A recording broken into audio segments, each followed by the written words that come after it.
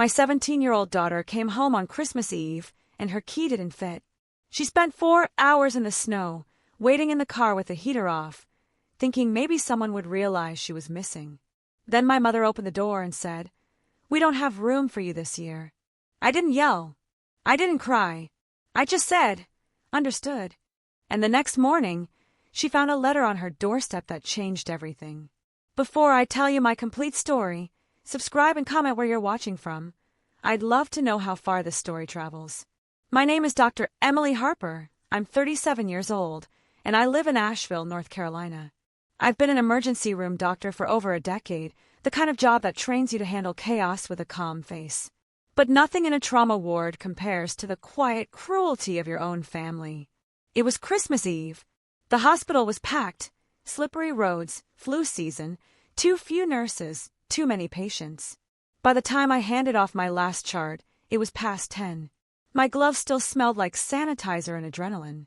When I finally walked into my driveway, all I wanted was sleep and maybe one glass of wine.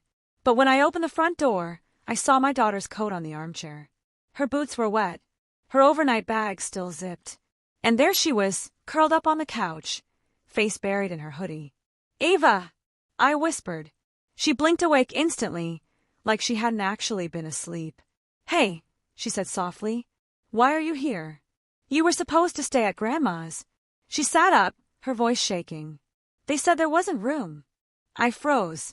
"Room? What do you mean?" "At the table," she said. "Grandma told me they already had too many people. That she didn't expect me. She said she couldn't just pull up another chair last minute." My hands went cold. "You drove all the way there, and they sent you back." Ava nodded. "I even brought cookies." She just looked surprised to see me.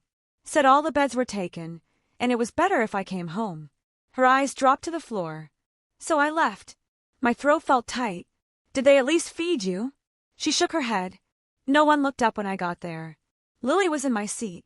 Grandpa was showing her old photos, like I wasn't even standing there. She gave a small, bitter laugh. I didn't want to make it weird. I turned toward the kitchen and saw it. A single slice of bread, cold and bent, next to half a banana on a napkin.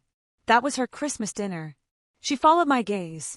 "I wasn't really hungry," she said, trying to sound casual. But her voice cracked on the last word. They made it seem like I shouldn't have come. Like I was ruining their night.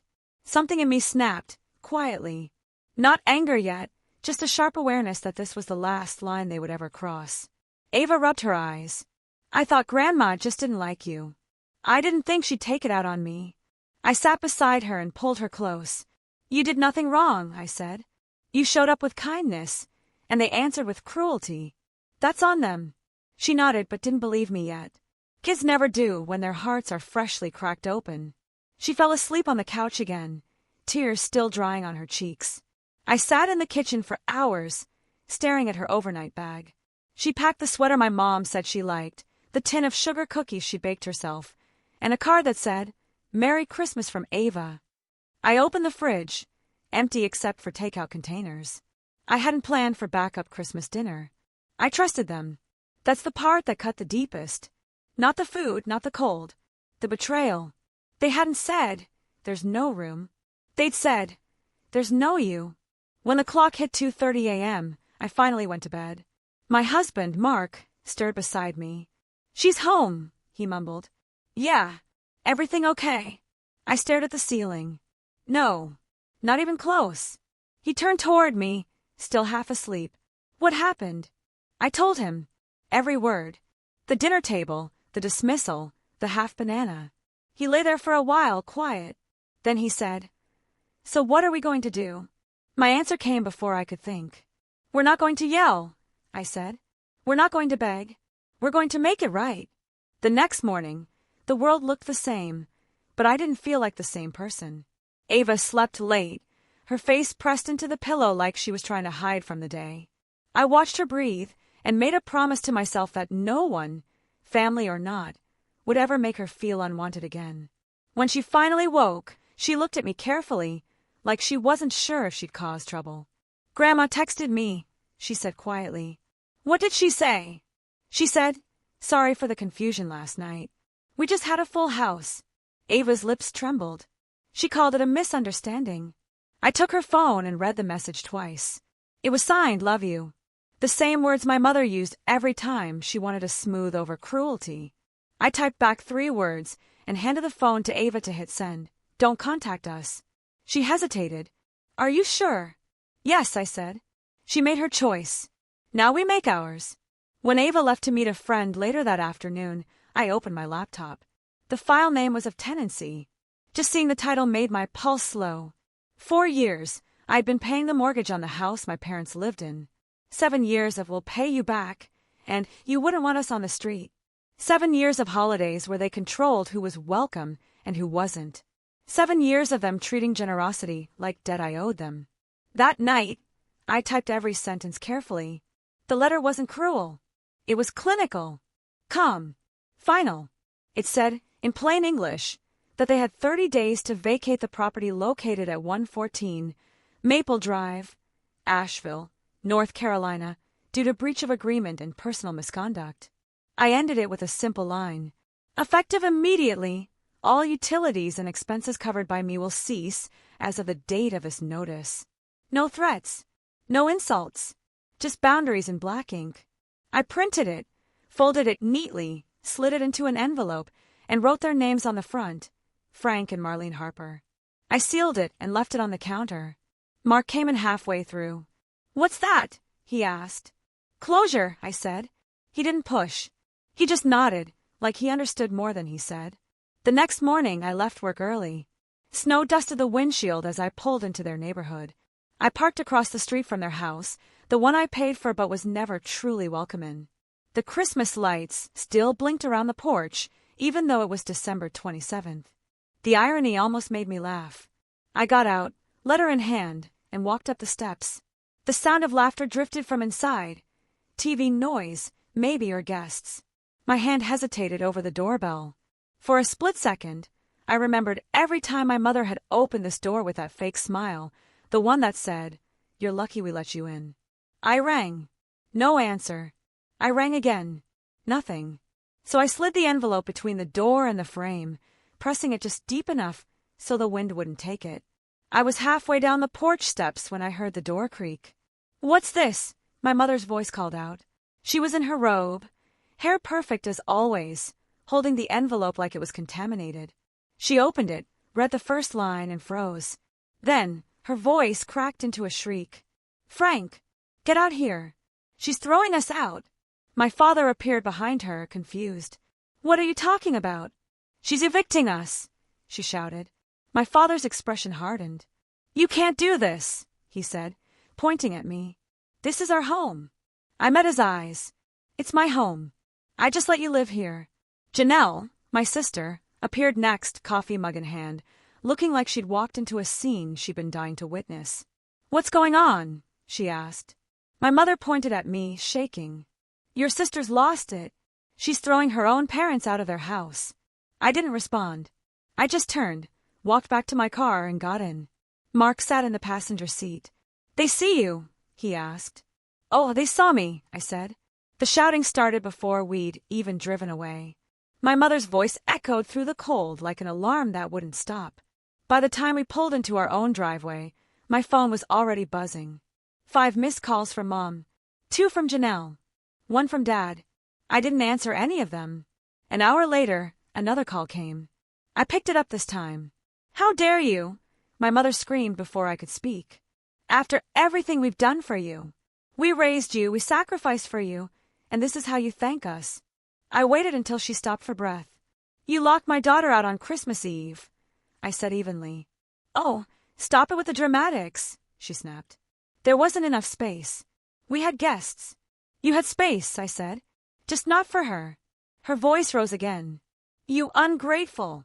I ended the call. The texts started immediately after. Long messages about betrayal, about family, about how I'd ruined Christmas for everyone. Not a single one mentioned Ava. That night, as I sat beside my daughter while she did homework, my phone buzzed again. I turned it face down. Ava looked up. "Is that Grandma?"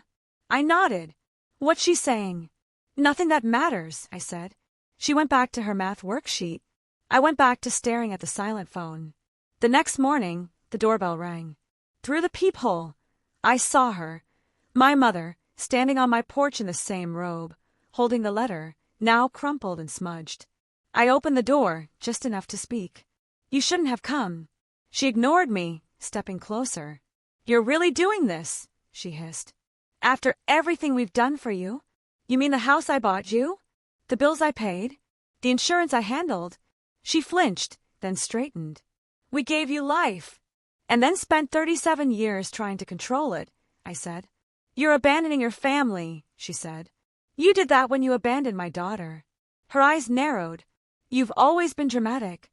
I smiled faintly. "And you've always mistaken cruelty for strength." She ripped the letter in half, holding it up like proof. "There," she said. "Now it's done. You can't evict your own parents." I stepped back inside. "You'll see." She sneered. "What's that supposed to mean?" But I didn't answer. I just closed the door quietly and locked it. For a while, I stood there, hand on the doorknob, listening to her footsteps fade down the driveway. Then I called Jonathan Pierce, the lawyer who'd handled their property paperwork years ago. "Emily," he said when he picked up. "What's going on?" "They've refused to leave," I said. "I need to make it official." There was a pause. "You understand that means formal eviction?" "Yes," I said. "Do it." He exhaled slowly. "I'll draft the paperwork today." After I hung up, I felt nothing. No guilt, no rage. Just a calm I hadn't felt in years. Because it wasn't revenge. It was justice. And for the first time, I knew exactly what that felt like. The eviction papers were filed 3 days later. No second thoughts, no hesitation. Once you've been betrayed long enough, your heart stops asking for permission to protect itself. Before I tell you what happened next, subscribe and comment where you're watching from. I'd love to know how far the story travels. The letter from the court arrived on a Wednesday morning, tucked between bills and a grocery flyer. I read the heading twice, Notice of Enforcement of Possession. The date was set for Friday, 9 a.m. sharp. My hands didn't shake when I opened it. I just folded the paper and placed it neatly beside my coffee cup. Mark came downstairs, still half asleep. "It's official?" he asked. "It's official," I said. He hesitated. "You sure you want to be there?" "I have to be," I told him. "I need to see it through." I dropped Avo off at school that morning. She hugged me before getting out of the car, her arms wrapping tight like she could sense something changing. "You okay?" she asked. "I will be," I said. "Always will be now." When I reached Maple Drive, the neighborhood was quiet. Snow melted in uneven patches across the lawns, revealing frozen grass. My parents' house, the house I bought, looked exactly the same. But I didn't feel the same looking at it. 2 sheriff's cars were already parked by the curb. Their blue lights spun lazily, reflecting off the windows. My lawyer, Jonathan Pierce, stood by the gate, hands in his coat pockets, calm as ever. When he saw me, he gave a small nod. "Morning," he said. "They're still inside." "Of course they are," I said. The deputies walked to the door, knocking firmly. The sound echoed through the cold. After a few moments, my father opened the door, irritation already on his face. "What now?" he barked. One of the deputies spoke evenly. "Mr. Harper, we're here to execute a court order of possession. You were notified 2 weeks ago." "This is ridiculous," my father snapped. "We're her parents." The deputy remained calm. "Sir, your daughter is the legal owner. You were given notice to vacate. You did not comply." My mother appeared behind him, wearing her robe again, pearls at her neck like armor. "You can't be serious," she said. "This is harassment."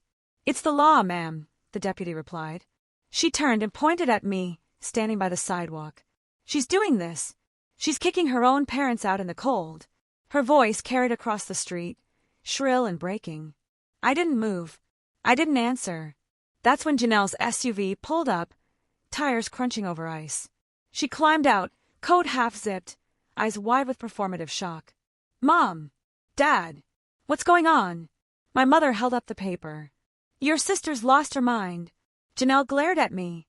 "You can't do this, Emily. They're your parents." "I already did," I said quietly. The deputies began explaining their rights, what they could take, what they couldn't. My parents didn't listen. They argued, cried, threatened, begged, repeated. My father accused me of cruelty. My mother accused me of jealousy. Janelle accused me of shame. But none of them said the one word that mattered, sorry. 30 minutes, the deputy said. Essentials only. I watched from across the street as they shuffled in and out, dragging boxes, slamming drawers, cursing under their breath. My mother came out first, clutching a box of old photographs, tears streaking her makeup. My father followed with a duffel bag, muttering something about lawyers. Janelle hovered, pretending to comfort them but glaring at me every chance she got. When the last bag was loaded into their car, the deputy handed Jonathan a clipboard. He signed, then handed me the keys. Ma'am, the deputy said respectfully, possession has been transferred. It's yours now. Those 3 words, it's yours now, landed heavier than I expected. I thanked them. My voice cracked on the second syllable. My parents didn't say a word to me as they got into the car. My mother just stared, her eyes glassy with disbelief and fury. My father gripped the steering wheel so hard I could see his knuckles whitening. Janelle stood outside, arms crossed, shaking her head like she was witnessing a tragedy instead of the result of her silence. They drove away slowly, their taillights disappearing down the block until there was nothing left but the faint hum of engines and the soft hiss of melting snow. Jonathan placed a hand on my shoulder. You did the right thing, he said. I know, I whispered, but it still hurts. He nodded. That's how you know it mattered. When I finally stepped inside, the air felt stale, heavy with perfume and dust. The furniture was the same, but everything else felt smaller. The laughter that used to echo here wasn't real laughter, it was control disguised as family. A half-empty wine glass sat on the counter. A candle burned halfway down, wax pooled and cold. There were papers on the dining table, my mother's notes, probably, or grocery lists written in her neat cursive. I opened the windows. The cold air swept in, sharp and honest. For a moment, I could almost hear my father's voice from years ago, the one that used to sound proud of me before it turned bitter. You'll thank us someday, Emily. I smiled faintly. I just did. That night, I picked Ava up from school. She climbed into the car, eyes bright from the cold. How'd it go? She asked carefully. It's done, I said. She hesitated. Are they mad? Probably, I said. But that's not our problem anymore. She nodded, then smiled, small, tired but genuine. Can we get dinner? Something real this time. Anything you want, I said. Pizza, she said instantly, grinning. Extra cheese. We laughed, and for the first time in weeks, it felt easy. That evening, we sat on the couch, eating pizza straight from the box. Ava leaned against me and whispered, It feels peaceful. It is, I said. That's what home's supposed to feel like. When she fell asleep that night, I walked through the house one last time before bed. The wind rattled softly outside. The floors creaked under my feet. It didn't feel haunted anymore. It just felt quiet. On the kitchen counter, the eviction papers sat folded beside the keys. I looked at them for a long time. Then, finally, I tore them in half, not out of anger, but out of closure. Because the battle was over. And for the first time in my life, I'd won it on my terms. A week passed before the silence started to feel real. The phone stopped buzzing, the texts slowed down, and for the first time in years, my world was quiet. No guilt trips, no chaos, no noise pretending to be love. Before I tell you how everything ended, subscribe and comment where you're watching from. I'd love to know how far the story travels. On the first Sunday after they left, I woke to the smell of pancakes. Ava was in the kitchen, hair messy, humming off-key, flipping batter like she'd done it her whole life. Morning, she said cheerfully. I thought we deserved breakfast. It took me a moment to realize why I felt strange. 4 years. Every morning had begun with a call from my mother, complaints about bills, neighbors, or the weather. The absence of her voice felt like freedom I could taste. I poured coffee, sat across from Ava and smiled. These look amazing. She shrugged, hiding a grin. They're edible. I used chocolate chips, so you can't tell if I burned them. We ate in easy silence, sunlight cutting through the kitchen window. Somewhere between bites, Ava said, Do you think they'll ever talk to us again? I'm sure they'll try, I said, but it doesn't mean we have to answer. She nodded slowly, eyes thoughtful. I don't miss them, she said. Is that bad? I shook my head. No. It just means you've learned what peace feels like. That night, after she went to bed, I sat on the porch with a blanket and a cup of tea. The cold air stung, but I didn't mind. I thought about all the years I'd spent believing family meant obligation, believing that keeping people happy was the same as keeping them close. It wasn't. Family isn't who demands the most. It's who gives without taking your worth with it. The next few weeks passed quietly. Work got busier again, but I didn't mind. My patients were easier to deal with than relatives. Mark and I started going on morning walks before our shifts, just 30 minutes of breathing mountain air and saying nothing. Silence had become our favorite language. One afternoon, my lawyer Jonathan called. Just a quick update, he said. Your parents haven't contested the eviction. Legally, it's over. Thank you, I said. He hesitated. If you ever need the place sold, I can help arrange it. I think I'm done with that house, I said softly. It's time to let it go.